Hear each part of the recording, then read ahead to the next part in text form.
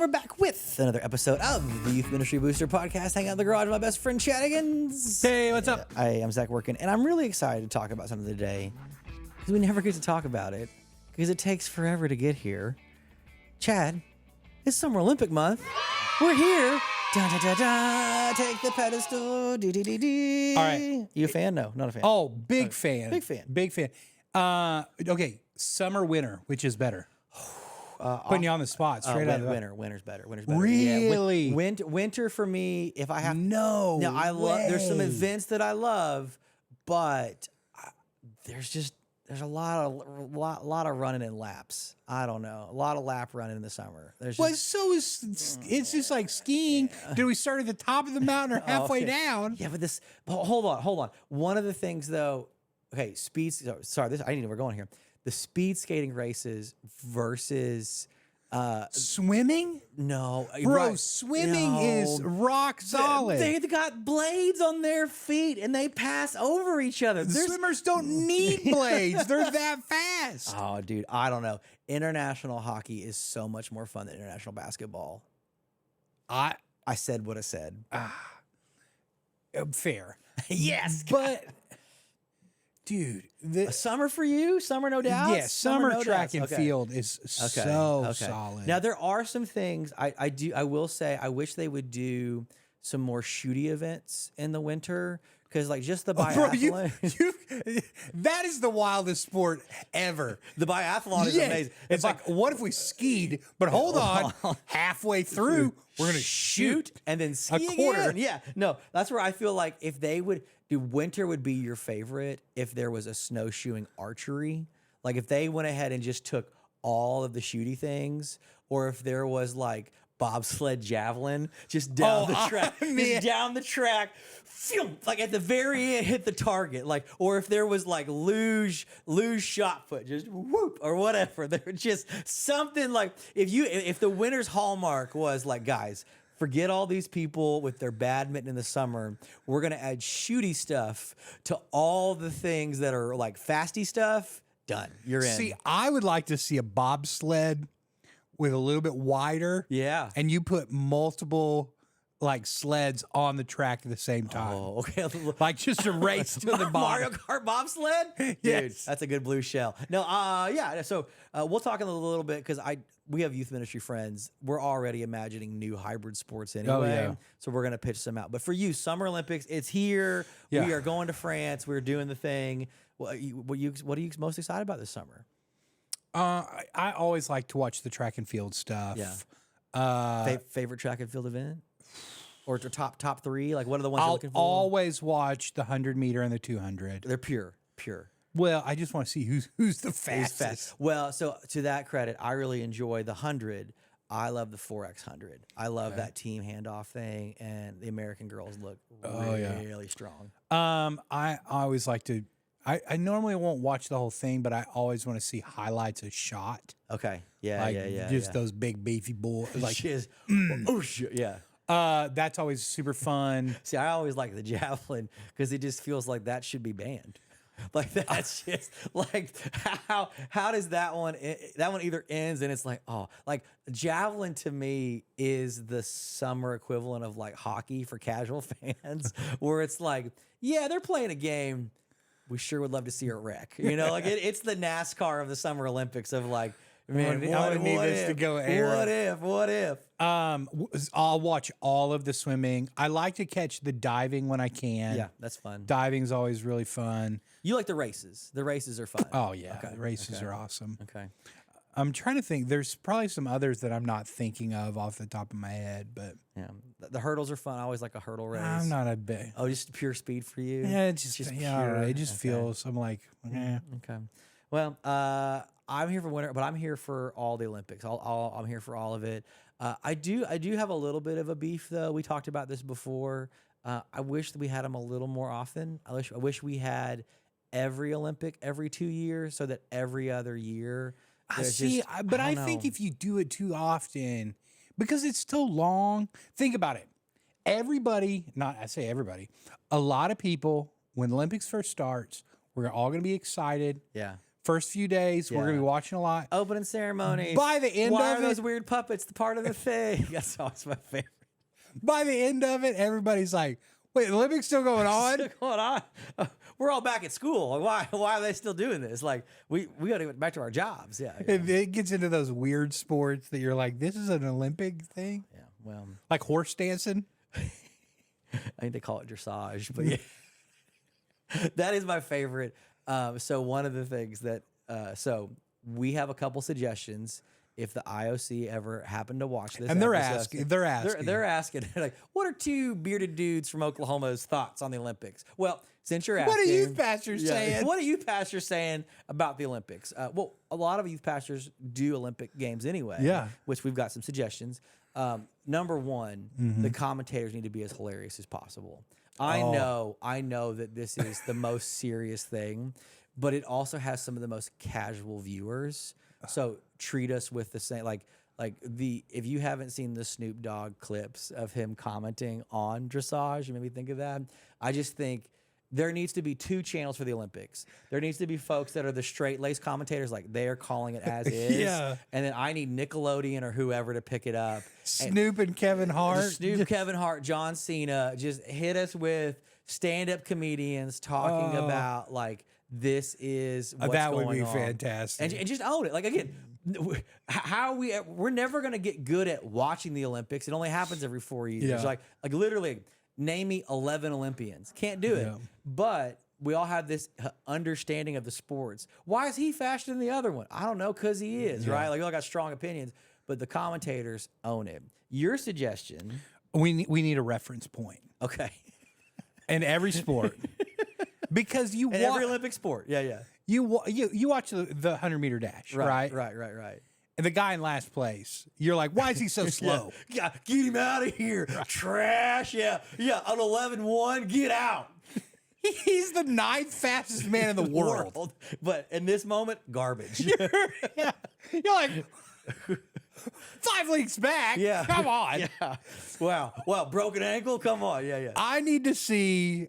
It doesn't need to be somebody out of shape. Okay, I was like, hold on. Because, like, I don't want you to volunteer us into this. Because if IOC is watching, like just you and I trying to run the 4x100, God, I you fast. stop. I'm like, Take a break.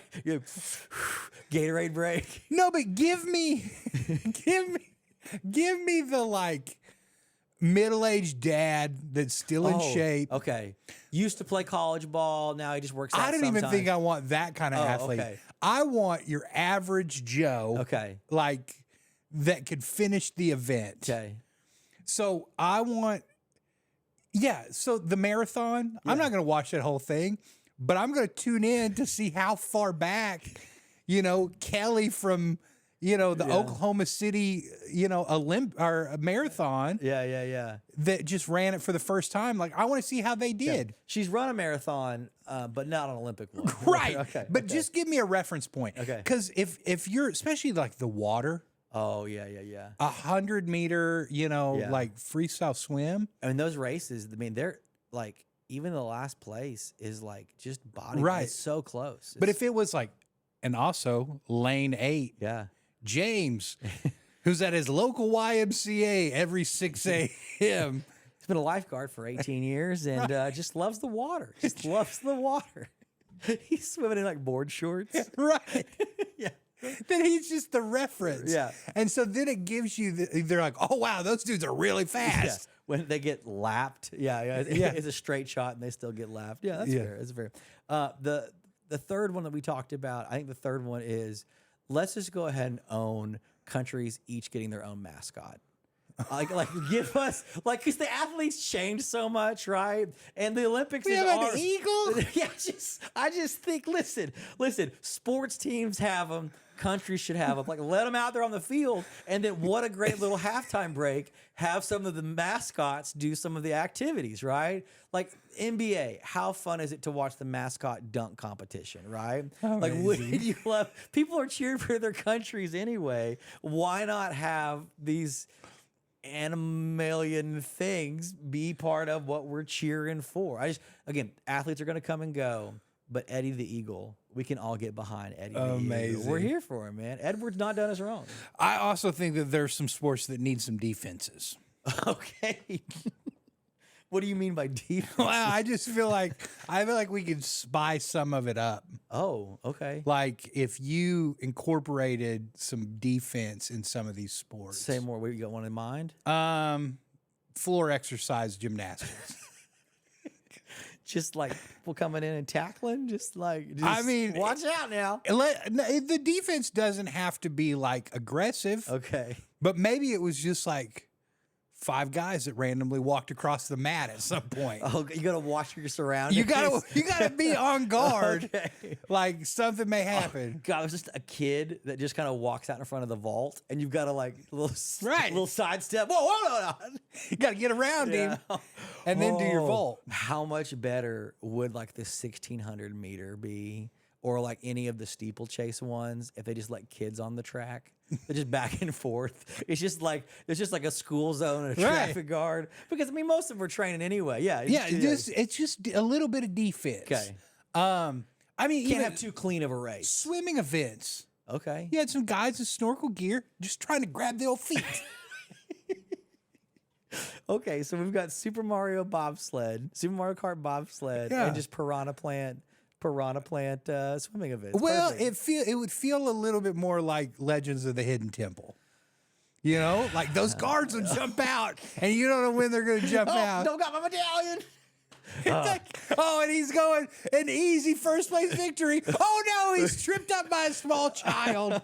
Locked forever in the shrine of the silver monkey. Yeah, Legends of the Holy Temple. That's good. Locked the shrine. Seems good. Dude, if your Olympic victory is taken away by somebody dressed as a temple guard, Yeah. oh, it's so good. Yeah, it makes sense. You've worked for 9 years of your life. It Yeah. only comes around every 4 years. But the out of work actor Kevin just pops in, just scooped you.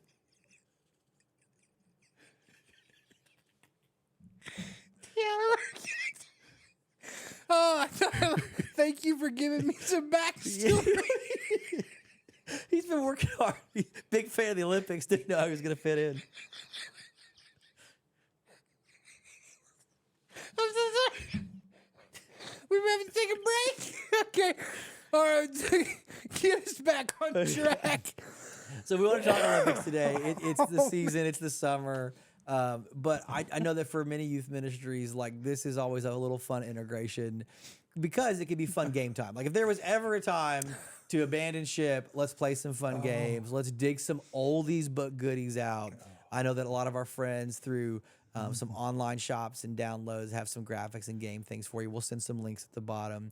But I think, again, it's every 4 years or every 2, depending on summer and winter, however you celebrate, that there is a real chance to own some just funny, silly team games. Like if you haven't thought about it already, there's still plenty of time. The Olympics run for like 7 weeks, but to have a few midweeks in a row, especially the summer one because it's back to school. Put them by either random assignment or by grades. Give them a country. Give them a flag. And do some fun little iterative youth ministry games. Like take all the little games that couldn't stand on their own, and make them the Olympics, right? Like the Chubby Bunny or the dinosaur arm candy game is kind of dumb on its own. But if it's like one of 13 games you're gonna play over the next 3 weeks, and only one kid per game, like if Devin is playing this game, he can't play the other ones. That's a fun level of like strategy and teamsmanship, and get your leaders to wear windbreakers and cheer them on. Like this is a great season. It couples in, it dovetails, but take all the dumb little games and do the thing that youth ministry can do well, which is package them in a presentation that gets folks connected. Because here's my new conviction. So we've been working on a writing project. It'll be out later this year. One of the things for relational ministry, I've come around. This has been full circle. I think friendly competition begets friends. Sure. I used to be against it too. I was like, church is spiritual. We do fun things because fun is the connection. I think competition at a friendly level is some of the things that maybe for our students that are already wired that way from sports teams and online gaming and a variety of other places, find some ways to build in the friendly, fun team things and commit to it. Don't throw it to the side or make it the afterthought in a season like back to school, ramping up. Whatever is the big push for small groups, right before it, find a friendly competition into it. That's good. I love the aspect of team because I think a lot of times we just do those like standalone things on a Wednesday night or Sunday morning. Which 11th grader is the meanest kid? Yeah. But I think building the teams beforehand, giving them some identity. You can even put new kids into teams as they come. All of those kind of things. Yeah, if you miss a week, that's great. We'll just listen, man. Right. You're part of Team Canada now. Well, I think that this is a way to. I mean, you can set it up even if it's a smaller group of like middle school girls, middle school boys, high school boys, high school girls, and have 4 teams. But the big thing that I would really add, especially if you're going multiple weeks, just like Olympics, make sure that those games are very different. Yeah. Because you're going to let students shine that may be more academic, or maybe more physical, all of those kind of things, to have a better, well-rounded team. We started, though, talking about just the whole criticism of like, this is how we would do Olympics how we would do it different. Yeah. Sometimes I think this time of year, along with games, as we're talking about the fun element, there's a big element of what we do of just evaluating our overall production of what we do on Sunday morning, Wednesday night. So we're right, I think, at that time of year.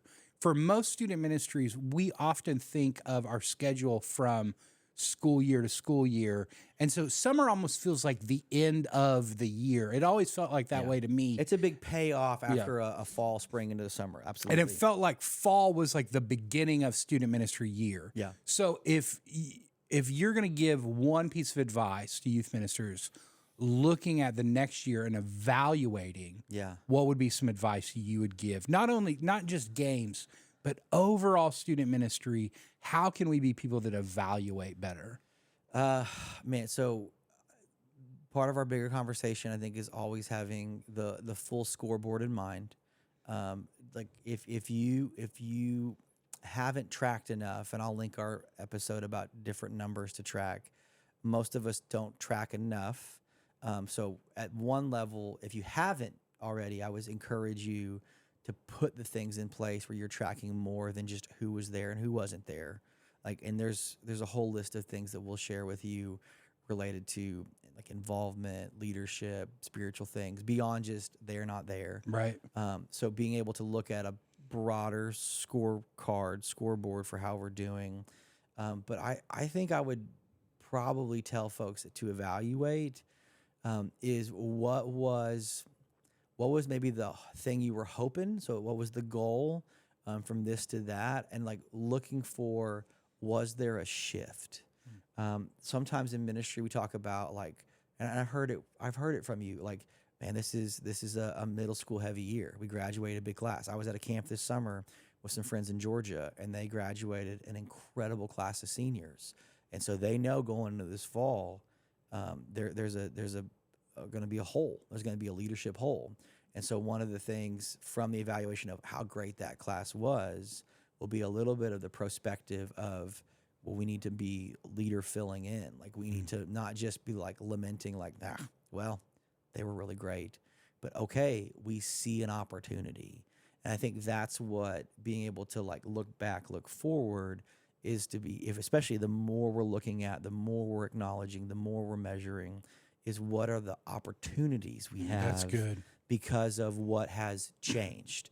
Like, I don't know what happened, but like all these girls brought all their friends. Like, I think we might need to launch out a whole separate like girls thing or whatever. Or like we talked about a couple weeks ago, man, we've had a huge surge of high school or middle school. I don't know if we're ready to split, but there might be a season that we're kind of putting some time into this. Or oh man, we lost the 2 kids that made the worship team happen. We're gonna have to really get into this, or something happened at camp and kids got really excited about this or that, or they want to know more. And so noticing the shift and allowing some of the shifts to create opportunities, I think is really important. That's good. I love you're talking about looking at the bigger picture, because I think so often we can get stuck in the like week to week. Yeah. And that's really hard to evaluate. Yeah. And knowing like what is important and what we value Yeah. to be able to build around. Because some of the things that we do that honestly that you felt like didn't work this last year may still be really valuable things to run after. Right. But we've got to be able to evaluate like, okay, this thing in parent ministry or whatever, right, is really important and we need to do it well. Yeah. It was not well attended. And so I've seen so many people throw things out because it wasn't well attended one time. Yeah. Instead of evaluating and going, okay, we think that a type of event is really valuable. What do we need to do to help attendance? Yeah. Instead of just running it back. Right. We often run it back, hoping for different results instead of actually fixing what was broken. The content may have been right, but Right. the time of day may have been off. Right. Or it may have been, sandwiched in the wrong things. Like sometimes it's not all or nothing. Like evaluation is what are the adjustments? Like, I mean, I know that we had a season of conference planning that we ran the same content of the conference for almost 2 years, but we fiddle-faddled with the schedule of like start time, end time, because we learned so much about people's rhythms of, for one-day events, there's only so much expectation you can have for like a radius of drive time and then an end time, because the realities of like picking up kids from school, beating traffic, like it's just different for a one day than it is for a multi-day, because they're not coming to the thing, they're commuting to it. Yep. And that's a huge shift, and realizing some of those, again, I think most of our evaluation woes are when we are evaluating what we did and not how it impacted those that were and weren't there. You can only prepare what you can prepare. Sometimes we only know how things are going to go once they've been prototyped into a live environment. Like, you may have said great things and designed great things. You may have sent enough communication, but it didn't work because of when it happened, not what you were hoping to do, which I think is your next point of maybe we need some more voices than just ourselves. Well, so I think the decisions we make, I think there are stakeholders. And what I mean by stakeholders, these are key leaders, key students, maybe even at the time. Key students, key volunteers, it's parents, it's fellow staff, senior leadership. These should be the people that you trust to give you accurate feedback and not just good. Yeah. Oftentimes, We had a good time. That's the least helpful statement. If you're just trying to get feedback from the kids that are always there, the ones that are happy, we can get in this little echo chamber. And this is where I see a lot of student ministries stagnate. They just hear from the same kids that are really already bought in. Yeah. They're going to be there no matter what. We love coming to the D now right at spring break because our parents never go out of town. Well, okay, but for everybody else that does, We also have those kids that are kind of fringe. Yeah. And I think trying to build relationship and also not weighing everything there, right? But to know and like to be realistic of like, I think even with ourselves, and I think that we need to understand that for every youth minister, there's a certain type of kid that's going to naturally be drawn to you, right? And that you are naturally comfortable at talking with, ministering to, all those kind of things. You've got to be aware of, man, our student ministry doesn't seem to connect real well with the athletic type kid. Yeah. Or the Either through programming or leadership or whatever. It's just, we are just not wound that way. Right. And I think that this is why to come back to like the Olympic kind of game, it's important that we're even building out those games for all different types of students. Yeah. And to be able to even look at our programming throughout the year and say, man, for that kid that is already like,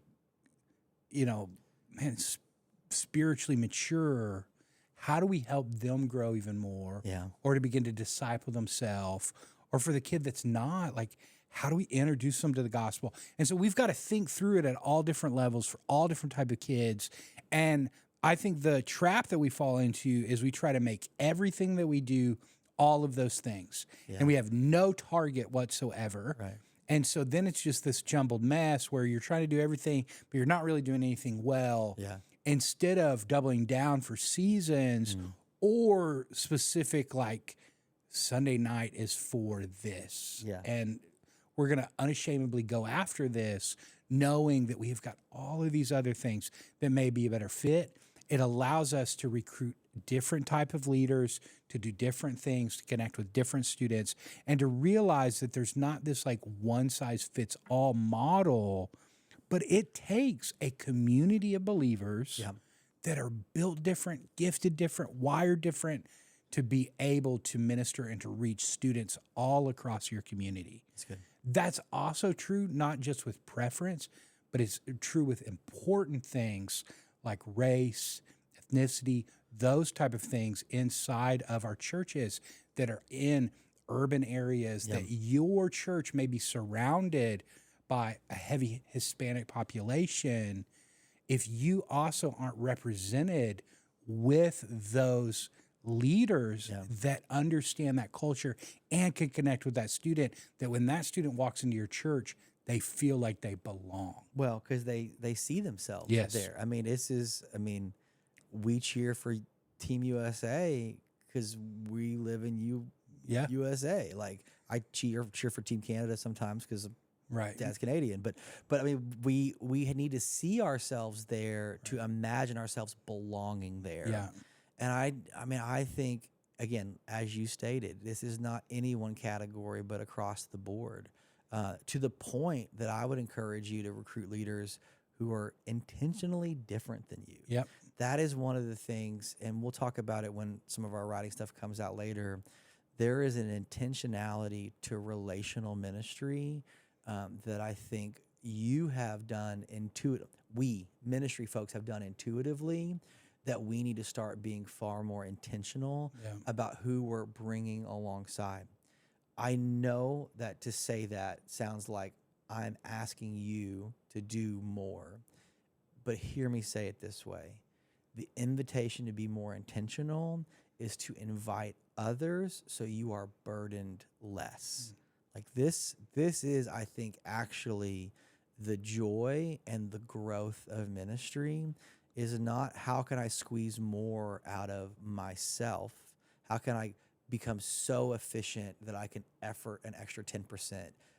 You aren't an Olympic athlete ministry. Like ministry is not an Olympic sport where we are like trying to get an extra 8% out of your top speed. It is a team sport in the ways in which we are trying to put the right people together to do the work.